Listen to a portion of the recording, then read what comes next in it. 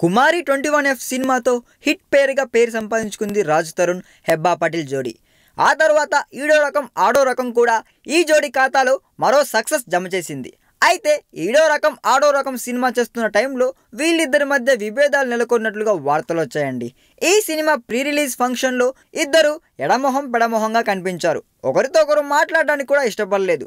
ఆ తర్వాత ఇద్దరు కలిసి కనిపించలేదు. అయితే వీళ్ళిద్దరి మధ్య అందరూ అనుకునేటట్లు విభేదాలైతే ఏమీ లేవని తెలుస్తుందండోయ్. హెబ్బా ప్రధాన పాత్రలో నటిస్తున్న నేను నా బాయ్ ఫ్రెండ్స్ సినిమాలో రాజ్ తరుణ్ క్యామియో రోల్ చేస్తుండడమే ఇందుకు రుజువు.